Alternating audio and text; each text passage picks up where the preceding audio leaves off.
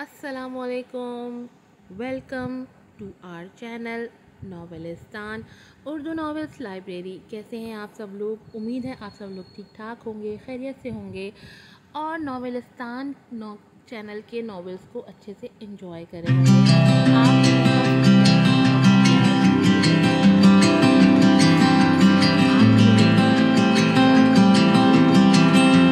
शहरक, ये नावल लिखा है राइटर अनीता ने और ये एक जो है ना खट्टी मीठी सी लव स्टोरी है और इसमें लड़ाई झगड़ा लव वाला, मतलब हीरो और हीरोइन के बीच में।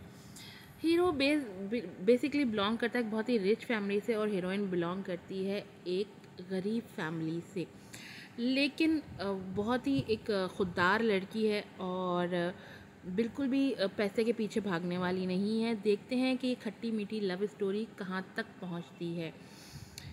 बढ़ते हैं अपने नॉवेल की तरफ। जल्दी से चैनल को सब्सक्राइब कर दें, वीडियो को लाइक कीजिएगा, शेयर कीजिएगा और रिव्यूज़ भी दीजिएगा। बढ़ते हैं एपिसोड की तरफ। शहरक एपिसोड नंबर 1। राइटर है अनीता।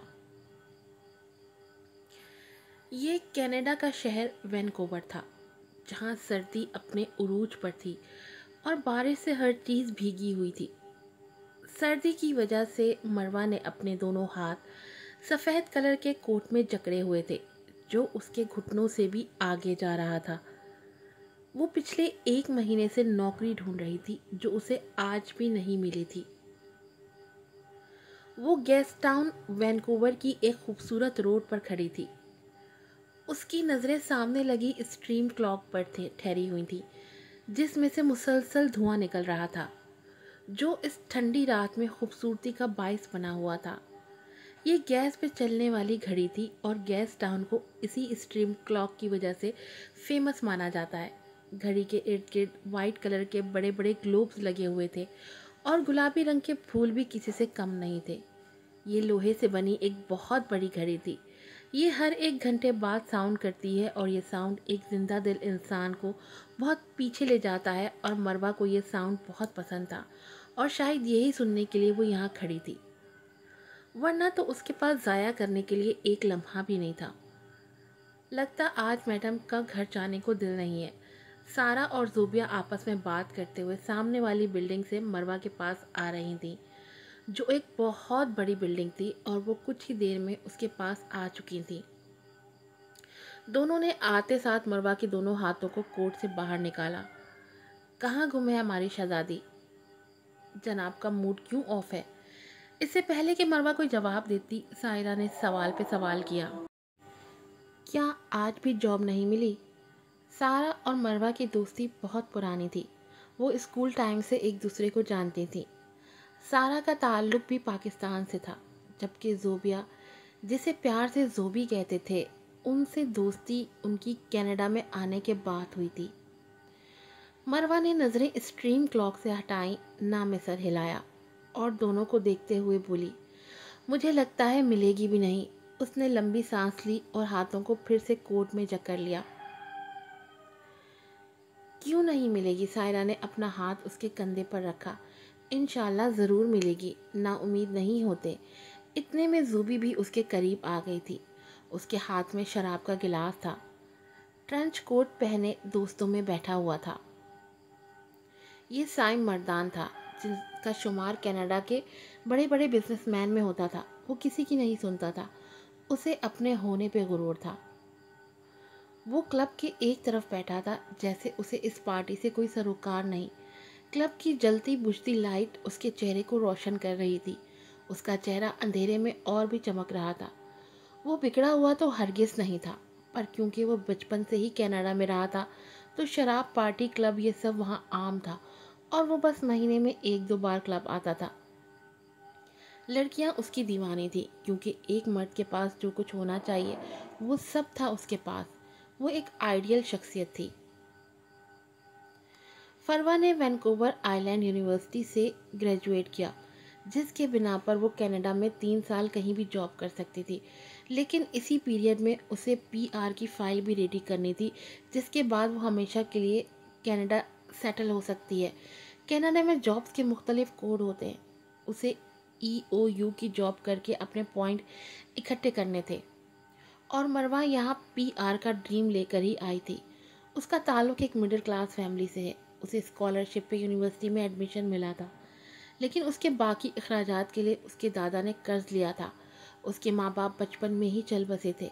पेरेंट्स के जाने के बाद दोनों बहनों की परवरिश उनके दादा ने की। अब सारे घर की जिम्मेदारी उस पर थी, क्योंकि अमजद मियाँ के जिस्म में अब इतनी ताकत नहीं थी। लेकिन पिछले 1 महीने से उसके पास कोई नौकरी नहीं थी, जिसकी वजह से उसे बहुत सी प्रॉब्लम का सामना करना पड़ रहा था। आज उठना नहीं है, सायरा ने मरवा के मुंह से कंबल हटाते हुए कहा, जो थकन के बायस बहुत गहरी नींद में थी। 10 बज चुके हैं। उसने थोड़ा दूर जाकर फिर से आवाज़ लगाई। क्या क्या 10 बज गए हैं? मरवा ने एकदम से पाँव ज़मीन पर रखे। उसके पाँव बहुत नर्म मुलायम थे। सफ़ेद और सुर्ख रंग वाज़ेह होता था। एक छोटा सा कमरा था जिसमें 2 छोटे छोटे बेड थे। खिड़की से खूबसूरत नज़ारा नज़र आता था। पहाड़, बिल्डिंग, सब्जा और सामने बालकनी में एक छोटा सा झूला पड़ा हुआ था जिसके इर्द गिर्द फूल लगे हुए थे। आज नमाज भी मिस हो गई, ये अलार्म क्यों नहीं बजा? उसने एक नज़र मोबाइल पर दोहराई। उसने सफ़ेद कलर की शर्ट पहनी थी और खुले बाल उसकी खूबसूरती को चार चांद लगा रहे थे। वो खूबसूरत आंखों की मालिक थी। जो भी उसे देखता उसकी आंखों की तारीफ किए बगैर नहीं रहता था।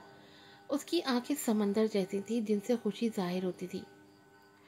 आज उसका एक जगह पे इंटरव्यू था और ये इंटरव्यू तो वो पिछले 1 महीने से दे रही थी, लेकिन आज उसे उम्मीद थी कि उसे नौकरी मिल जाएगी। तुमने मुझे उठाया नहीं। मरवा ने सोफे पे रखी हुई सुर्ख जर्सी को पहना, जो बहुत नरम मुलायम थी, और पास रखे मोज़ों को पहनने लगी क्योंकि सर्दी थी, और फिर फ्रेश होने चली गई। ओवन में सैंडविच रखे हैं, खा लेना।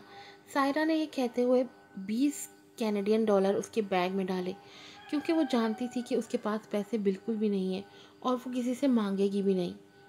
अच्छा ठीक है, मैं जा रही हूँ, बेस्ट ऑफ लक कहते हुए सायरा चली गई। सायरा एक बहुत ही खुश इखलाक लड़की थी और मरवा पे अपनी जान देती थी, और देखने में भी बहुत खूबसूरत थी। उसकी आंखें हल्की ब्राउन थी और बालों का शोल्डर कट करवा रखा था, जो उसे काफ़ी सूट करता था। पता नहीं ये प्रॉब्लम कब ख़त्म होगी। मरवा अपने बालों को बनाते हुए खुद से बातें कर रही थी। इतने में उसके फ़ोन की बेल बजी, जो उसने उठा के कान के साथ लगाया। हेलो अलीज़े, कैसी हो? ये कहते हुए उसने कंधे के सहारे से फ़ोन को कान के साथ लगाया, क्योंकि उसके दोनों हाथ बाल बांधने में मसरूफ़ थे। मैं तो ठीक हूँ, तुम कैसी हो? नौकरी का कुछ हुआ? दूसरी तरफ से आवाज़ आई, जो कुछ थकी थकी हुई महसूस हो रही थी। नहीं, अभी तक नहीं। ये कहते हुए मरवा कुछ उदास हो गई थी।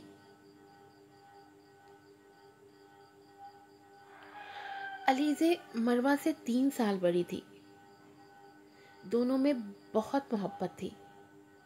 इंशाल्लाह मिल जाएगी। तुम ऐसे ही परेशान हो रही हो। अलीज़े ने उसे तसल्ली दी। उसका लहजा बहुत प्यार भरा था। मरवा ने एक लंबी सांस ली और फिर दादा जान का पूछा। सब ठीक है, बस तुम अपना ख्याल रखना और फिक्र मत करना। अलीज़े, जो साथ साथ किचन में काम कर रही थी, पाकिस्तान में शायद काम का वक्त था। मरवा बात करने के साथ साथ अपनी तैयारी में भी मसरूफ़ थी, क्योंकि बहुत टाइम गुजर चुका था। वो कभी फ़ोन को एक हाथ से पकड़ती तो कभी कंधे के सहारे से। अच्छा ठीक है, मैं तुम्हें रात में फ़ोन करती हूँ, मैं लेट हो रही हूँ। मरवा ने एक नज़र घड़ी को देखा और फिर फ़ोन बंद कर दिया। उसने एक आधा सैंडविच खाया और फिर सफ़ेद कलर के जॉगर पहने। वो अपना लिबास पहले ही तब्दील कर चुकी थी। उसने मोबाइल टेबल से उठा के बैग में डाला तो उसकी नज़र बैग में पड़े नोट पर पड़ गई। सारा। उसके चेहरे पे खुशी की लहर आई थी, क्योंकि उसे एक दफ़ा फिर एहसास हुआ था कि उसके पास एक बहुत ही अच्छी दोस्त थी। उसने जल्दी से बैग कैरी किया और बाहर निकल गई। या अल्लाह, आज जॉब मिल जाए, प्लीज़ प्लीज़ प्लीज़ जॉब मिल जाए। ये कहते हुए वो रोड पर पहुंची और टैक्सी रोकने के लिए उसने जैसे ही कदम रोड पर रखा तो बेध्यानी में वो एक कार के सामने आ गई। लेकिन इससे पहले कि कोई नुकसान होता, उस गाड़ी वाले ने ब्रेक लगा ली। लेकिन इसी अफरा तफरी में उसके पाँव में मोच आ गई। वो ज़मीन पे घुटनों के बल बैठ गई।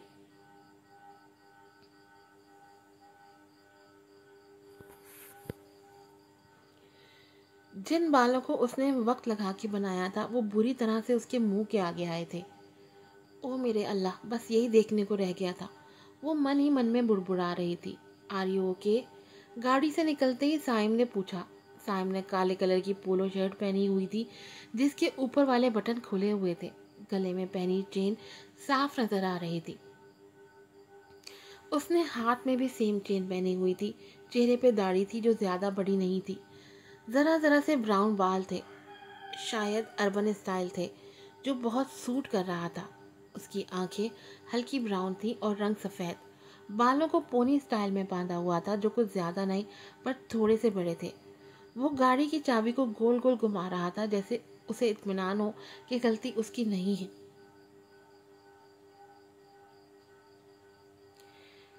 उसके पाँव में शदीद दर्द था। वो घुटनों के बल ज़मीन पे बैठी चीज़ें समेट रही थी। उसकी फाइल पूरी तरह से रोड पे बिखर चुकी थी। क्या तुम गाड़ी देखकर नहीं चला सकते? मरवा फाइल समेटते हुए बोली। आप हाईवे को ऐसे क्रॉस नहीं कर सकती। ये रोड है, पार्क नहीं। साइम ने झुककर मदद करना चाहिए। जब साइम ने उर्दू में जवाब दिया तो मरवा थोड़ी चौंकी थी। वो फौरन से उठकर साइम के बिल्कुल सामने खड़ी हो गई और अपने बिखरे बालों को ठीक करने लगी। जब आप गाड़ी 200 की स्पीड में चलाएंगे तो कोई आता जाता आपको कैसे नजर आएगा? वो बाल ठीक करते हुए बोली। साइम ने जैसे ही मरवा को देखा वो थोड़ी देर के लिए चुप हो गया। वो उसकी आंखों में खो चुका था। साइम की नज़रें मुसलसल मरवा पर ठहरी हुई थी और इस बात का एहसास मरवा को भी शिद्दत से हो रहा था। हेलो मिस्टर, मैं आपसे बात कर रही हूँ। उसने साइम को दोबारा मुखातिब करने की कोशिश की। वो मैं साइम को भी अपनी इस बात का अंदाज़ा हो गया था कि वो मरवा को ताड़े जा रहा है। उसने कुछ कहना चाहा पर रुक गया। अब उसका एक हाथ माथे पर था। माथे पे ज़रा से बल थे। कुछ सोचने के बाद वो बोला, अगर गलती मेरी है तो चले, मैं आपको आपकी मंजिल तक छोड़ आता हूँ। साइम ने गाड़ी की तरफ इशारा करते हुए कहा। मरवा ने एक नज़र गाड़ी को देखा, फिर साइम को। साइम की गाड़ी बहुत बड़ी थी। देखने में वो किसी हाई फाई फैमिली का लगता था। मरवा इससे पहले कुछ बोलती उसे सामने से आती हुई टैक्सी नजर आ गई जिसे रोकने के लिए उसने हाथ आगे किया। मैंने कहा ना, मैं छोड़ देता हूँ। साइम शायद उसको रोकना चाहता था। नहीं, इसकी ज़रूरत नहीं है, मैं खुद चली जाऊंगी। ये कहते हुए मरवा टैक्सी की तरफ बढ़ी और कुछ ही देर में वो वहाँ से चली गई। साइम, जो शायद उसे रोकना चाहता था, कुछ टाइम तो वहाँ खड़ा रहा और फिर गाड़ी की ड्राइविंग सीट पर बैठ गया। इससे पहले कि गाड़ी को स्टार्ट करता, उसकी नज़र सामने पड़े एक कार्ड पर पड़ी जो कि मरवा का स्टूडेंट कार्ड था। साइम गाड़ी से बाहर निकला तो उसे $20 के साथ ही स्टूडेंट आईडी मिली। मरवा इलियास।